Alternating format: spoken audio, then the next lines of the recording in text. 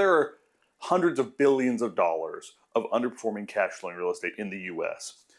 And it all comes down to kind of the oldest, greatest number in real estate investment that I think exists, like the tried and true of real estate investment, is the 1% rule. Now, the 1% rule says that you should earn 1% of the property's value. That should be your rent. Okay? So if you bought a property for $200,000, you would hope to rent that for about $2,000 a month. That rule lines up. It stacks up kind of no matter what the numbers are, as long as you're getting about 1% per month, all the other ancillary bills get taken care of. It is the oldest rule in real estate investing, in my opinion. It's the most tried and true example of a rule that works in real estate investing. That's the one. All right? What I found in my decade of financial advice, because I was advising about $300 million, a lot of that was in Northern California. And what I saw over and over was properties that were worth $2 million. Based on the 1% rule, that should be renting for $20,000 a month.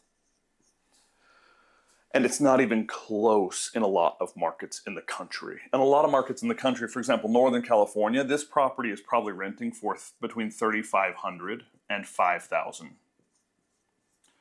And then you get into a rat's nest of other problems. Now, if you are new to the channel, let me give you a brief walkthrough of what we do. This is an entrepreneurship-based channel, but I try to share as much good knowledge as I can. My experience building between 17 and 30 companies, depending on how you count. If I was to start anywhere on the channel right now that you might think is interesting, I would actually start right here with Trump's tariffs explained. I own a bandage company. We manufacture in China and we import to the US. So the day after Liberation Day, I walked through all the intricacies of how Trump's tariffs would affect us importing from China. It's a really interesting video. It affects our product cost, building supply chains, how we price our product in the market, how those prices would have to adjust, how tariffs really express themselves for the normal consumer. I tried to even take it a little bit broader with my financial services background. I spent a decade in financial advice advising on like $300 million. I tried to even help understand how it's going to affect national security, foreign relations, looking back on how the first Trump tariffs worked over time. It was a really fun video. It was a really cool video and it got a ton of views for our channel. Plus, I think it's maybe the best video that I've seen from anyone explaining how tariffs work and how they're affecting the economy and why they're so nebulous to put your finger on. If you're ever interested in Turo, hey, this guy's going to explain kind of every single detail from the mind of someone who's started a bunch of businesses, not just one business, and from the mind of someone who's advised on a bunch of wealth, not just his own wealth, and who's, grown a couple $1 million businesses, lost it all, grown it all, lost it all a couple of times. In this video, we discuss why gold isn't actually a very good retirement asset. It's become kind of US standard financial advice that, hey, if you're concerned about inflation, just buy gold. That's terrible retirement advice. I don't care what anyone says. My firm, Bedrock, has bought over 5,000 pieces of single-family residential real estate. We talk about why single-family residential real estate is fundamentally a better retirement asset than gold is in every way, shape, or form. That's actually those two videos. This one, we're rehabbing a $1 million property. We're putting about $1.5 million into it. We're letting people watch start to finish. This one's just some more financial advice. What if rates go down? What if I'm sitting on the sidelines waiting to get into the real estate market? One of our properties that we oversee for one of our Bedrock investors got shot 67 times. As you can see, the channel's not just this one thing you're watching. It's not just entrepreneurship, right? It's all the different aspects of 7 different companies that I own. It's different overlays of the decade I spent in financial advice, advising on over $300 million. This channel is me trying to give as much good information as I can for free to do some good in the world. If that interests you, please do like and subscribe. It helps in every way that we need to grow the channel, to get more good done out in the world. Thank you guys so much. With that being said, let's go back to the thing you clicked on. Northern California, this property is probably renting for between $3,500 and $5,000. And then you get into a rat's nest of other problems. California is not a landlord-friendly state. Property taxes are high in California. There's a lot of HOA problems that are happening in California. Insurance has gone through the roof in California because of wildfires. If you start out with this number broken, and you're not even remotely close to 1%, and then you add any other negatives on top of that, it's just going to blow up. And so what happened is I was sitting down with people in my role in kind of retirement planning, and I was seeing people who had $8 million of real estate, but in the conversation with them, they were living on rice and beans. And I just couldn't understand how someone could possibly have a balance sheet that big, like a meaty balance sheet in the US, and not have good income. And as I dug into it for years, I realized, hey, wait a second. It's because the real estate in Northern California is terrible rental real estate. It's got terrible cash flows. And so I went and did a ton of research, a ton of companies, 3.5 years of my life kind of on the side trying to find better solutions for real estate. And at the end of the day, I invented Bedrock. Now, Bedrock is 7 years old. Bedrock has been growing for the last 7 years, and Bedrock has the potential, I'm going to be perfectly blunt, it has the potential to be worth hundreds of millions of dollars. So we do single-family residential. My team, which, comprises a lot of people, we've done over 5,000 single-family residential homes that we've bought and helped investors get into, right? The problem with the model when you're helping people get into single-family residential is a problem that I built an entire company off of. Let's just grant the premise. Let's just grant the premise that there are people out there who could benefit from having a company help them find, look over the numbers, vet, and buy a piece of single-family residential property. Let's just grant that premise. Because there are big companies that do that in my space. Particularly, Real Wealth Network does that in my space. Rich Uncles does that in my space. Done For You Real Estate does that in my space. There's a bunch of companies that do exactly this. They help people find, vet, and buy rentals. They basically like training wheels on real estate investing. And they offer courses and this and that otherwise, but really their main fee is they get paid when you buy a house using their system. Here's my biggest problem. While I was in financial advice, a client came to me and he had just closed on a house. He didn't consult with me before he bought it. He had closed on a house through Rich Uncles, which is one of the bigger ones, right? And this house was in Detroit in 2016, and he paid $53,000. And on the pro forma, they said it would rent for They said it would rent for $900 a month. So I had a client while I was in financial advice buy this house right here from Rich Uncles, which is one of the larger, what we call turnkey real estate investment houses, kind of a done-for-you real estate investment house. It was in Detroit in 2016. He paid $53,000 for it, and he was going to earn $900 a month. Now, my background was in entrepreneurship and real estate investment. Like, every book I have on my shelf is about real estate investment. It's what I've always studied since I was tiny. And I knew right then and there, just having a conversation where I was like 7 years into financial advice and with a history of understanding the 1% rule, I said, number one, that looks insane on paper because the 1% rule would say I should be able to rent this for about $530 a month. So if I can buy something for $900 and if I can buy something for $53,000 and rent it for $900, I'm going to get inducted directly into the Real Estate Hall of Fame. Like, there's no way that is not the best deal in the history of the world. However, as someone who's bought some real estate and had some rentals and dealt with some rentals, I automatically knew it was a bad deal. Like, any operator who's ever dealt with rental real estate can look at that and say that's a bad deal. And it's because it was in 2016 and Detroit, and because it was dirt cheap. And in that moment, that then, real estate in Detroit was in terrible shape still. His house was in a block, and a block that was totally like burnt out and boarded up. All right, the houses were beat. The market was beat. It was the wrong market, wrong place, wrong time. And so with that being the case, I knew right then it was a terrible, terrible deal. And I said, oh, you probably, have you already bought this? I didn't want to like poop on his thing if he was already in, and he was already in. And so over the next 2 years, while I was still giving financial advice and while I was still his consultant, right? We talked about that property, and he had to evict that property 4 times in 2 years. Each time he spent about $4,600 to evict, and then luckily for him, the property burned down. And the insurance company paid him $88,000. When the property burned down, I asked him, are you going to rebuild? So after 4 evictions over 2 years, $4,600 an eviction, the house burned down, and he got paid $88,000 from insurance. And I asked that guy, hey, are you going to go back to Rich Uncle's? Are you going to buy another piece of property? And he's like, no way, no way, no way, no how.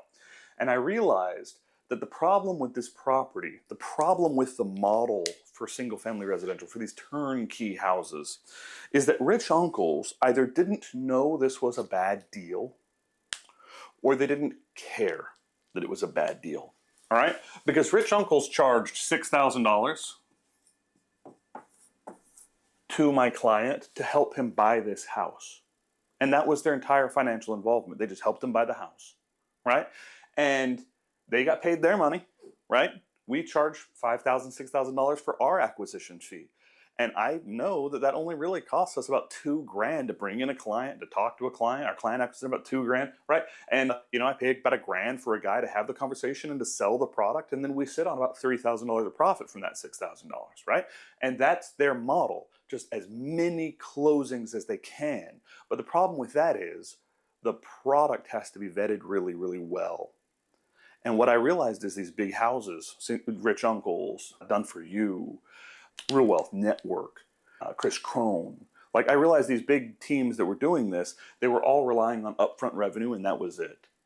And what I thought of over the next year and a half as we were kind of thinking about this model, because I looked at it and I was like, I see why they're doing what they're doing. That's where the money is, and that's really the only place the money is. But what I thought over the next year and a half was, hey, I think you could do this if you could get a little piece of the appreciation. And I think if you tied your cash flow to the property's performance, you could kind of handcuff yourself to make sure that you're buying a better asset. And then I think you could create recurring revenue over time, and then I think you could create a lot more revenue in the long term. So this is how Bedrock's model works. But Bedrock's model is fundamentally designed to fix this problem, right? There are people out there buying single-family residential all day, every day. The problem with the industry is it allows companies to not do their diligence well and to pass off crap. And if you've ever had a piece of crap real estate in your retirement portfolio, it's a grenade, okay? There's just no simple, painless way to get out of it. It can be really complicated. It can just grenade the whole thing. With that being the case, here's what Bedrock does and why our clients are happy, how the company's grown. We help investors all over the country find, vet, and buy single-family residential. Right now we're buying in Orlando, Ocala, Charlotte, Salisbury, North Carolina, Bentonville, Arkansas, Oklahoma City. So we're buying right now in 7 major U.S. markets. I think that's it. All right. I think we're buying in those major U.S. markets. So we have realtors and teams and people at the courthouse. We have people all over the country who are looking for deals in those specific markets. All right. When we help a client buy a property, we do the same thing all of our competitors do. We help them find, vet, and buy, right? Our fee right now is $5,000, but with inflation, that's going to move up to $6,000 pretty quick, just because everyone's prices need to go up a little bit to account for, the increased cost of living. So with that being the case, we make $5,000, it'll be $6,000, maybe by the time you watch this or whatever. That doesn't solve if we vetted the property well. That doesn't solve the house in Detroit well. The way we did that is we said, hey, there's actually another problem here that no one talks about, which is that owning a piece of investment real estate itself is a lot of work, right? And so what we did is we said, okay, there's really 2 things that we need to acknowledge here. There's property management. And one of the things that all these other companies aren't doing is they're just saying, hey, you're going to buy this house in Detroit, you're going to buy this house in Memphis, you're going to buy this house, it's so well vetted, it's so great. One of the other problems with the model that I saw was they're saying, hey, you can buy this house and your property manager will take care of everything. It'll be a passive piece of real estate because your property manager will take care of everything. And we got a great property manager, he's a real honey, right? And that just could not be less true if they tried. All right, it just could not be less true if they tried, because property management at best will do half the work. Usually, property manager will do 33% of the work, like a third of the work. All right, property manager will find a tenant, or they'll market the property, they'll find a tenant, they'll do repairs, and they will deposit your funds. And they will process an eviction. But anyone who has ever had a property manager will admit freely that not all property managers are created equal. Not all property managers can turn over a property in a timely manner. Not all properties can vet a tenant place good quality tenants. They don't have good vetting processes. Not all property managers have decent subcontractors that they can actually get repairs done in a timely manner. When they do get repairs, some property managers soak you for fees, kind of constantly, $150 to change a light bulb type of fees. They deposit your money into your account. Maybe they do, maybe they don't.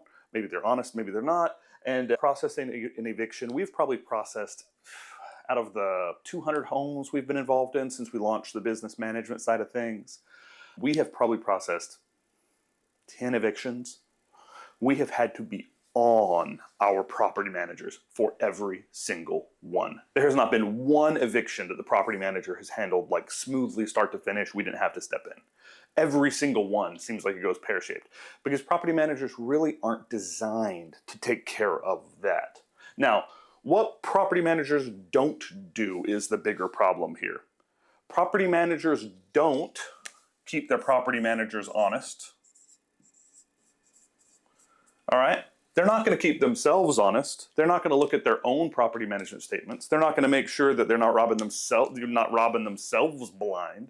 They're not going to make sure that they're marketing in a timely manner and that they're getting people in, they're actually getting the repairs done in a timely manner, that the repairs that they say they were done, they charge you $1,100 for, actually got done. We found sprinkler systems that were never installed, and drywall that was put up without insulation. Like, we found a bunch of crap that property managers did. The industry has some really bad conflicts of interest, and it's because the property manager earns a percentage of rent. And so their motivation is to get the biggest portfolio they can, the most of that rent rolls they can, and then do the least work possible to maintain those rent rolls. And if you get a big enough, if you get 550 doors and you can do kind of crap service to all of them, but you can keep those 550 doors and you can just keep earning money, keep earning money, keep earning money. If you drop a ball really badly and one of your owners gets really hurt, so what? I lost 1 out of 550. So the industry has some really bad conflicts of interest. And so, number one, we tell all of our clients, property managers are great as long as they are watched like a rat in a cage. Beyond that, your property manager is never going to pay your mortgage or pay your HOA or manage insurance claims or process evictions. I've never found one that's done it well. Or pay your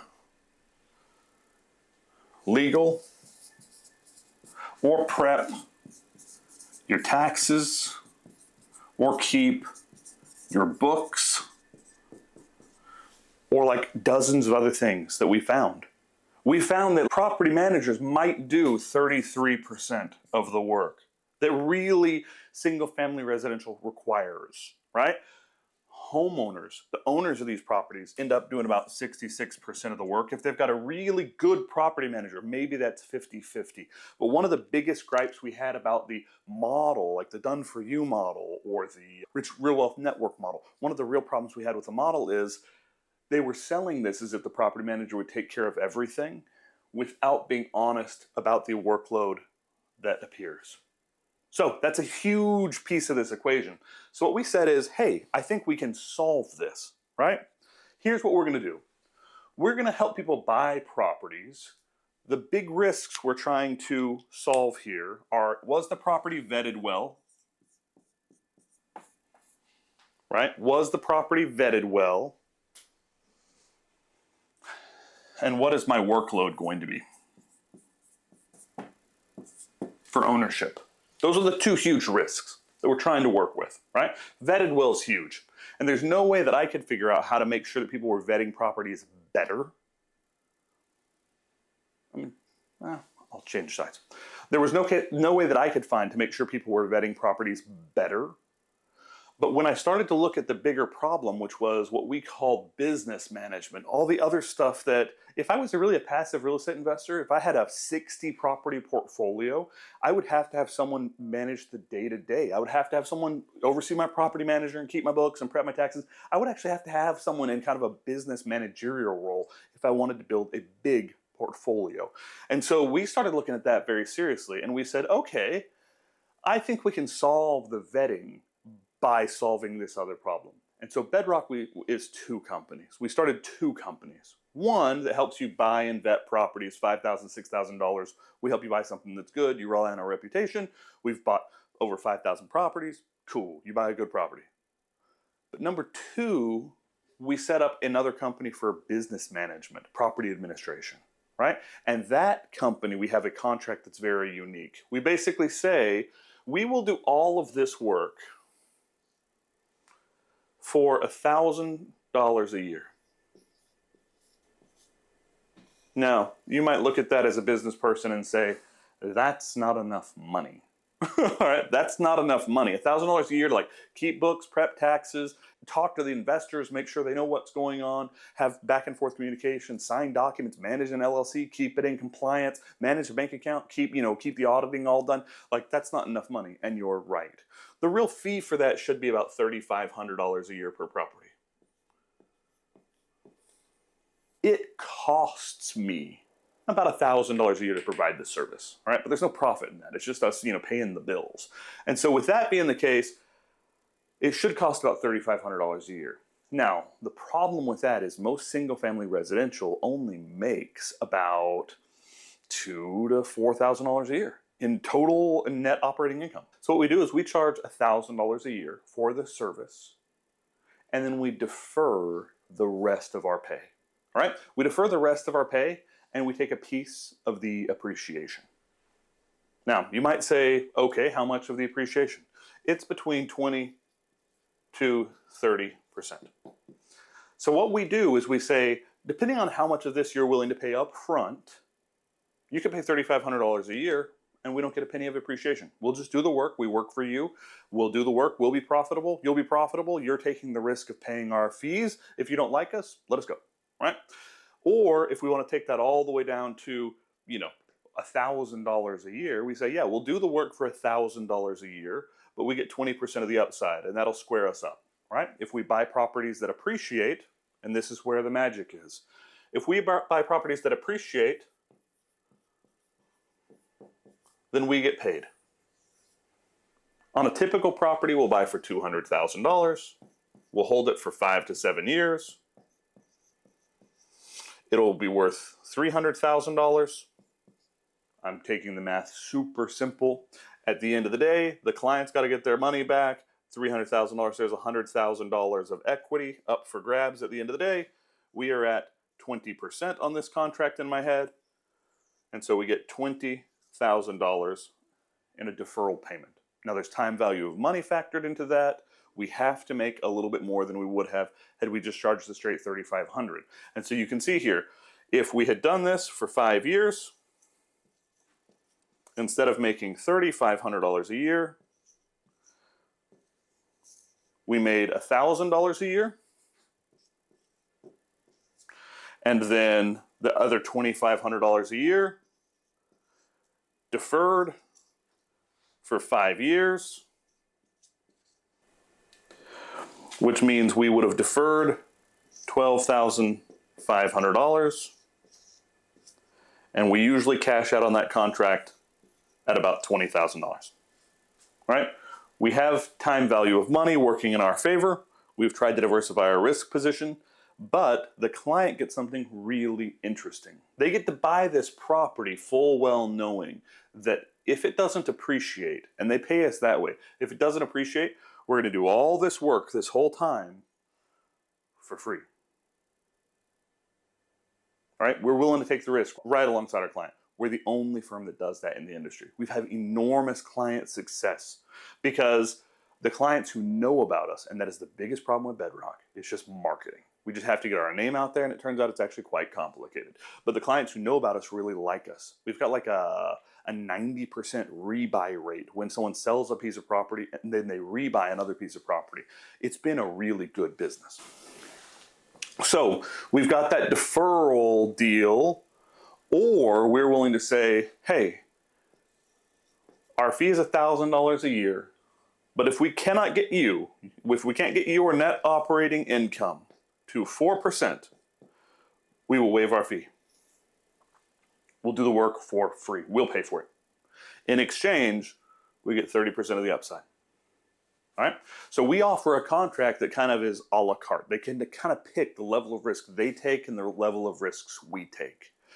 And we say, hey, if we don't get you to 4% cash on cash, we'll do all the work. We'll do all this crap, right? We'll keep the books. We'll set up the LLC. We'll keep the LLC in compliance. You'll pay all the bills, right? The LLC will pay all the bills, but we'll do all the man hours work. We'll deal with the homeowners insurance. We'll deal with the homeowners associations. We'll deal with the property manager. We'll keep them honest. We'll try to keep the property good, right? But we get 30% of the appreciation.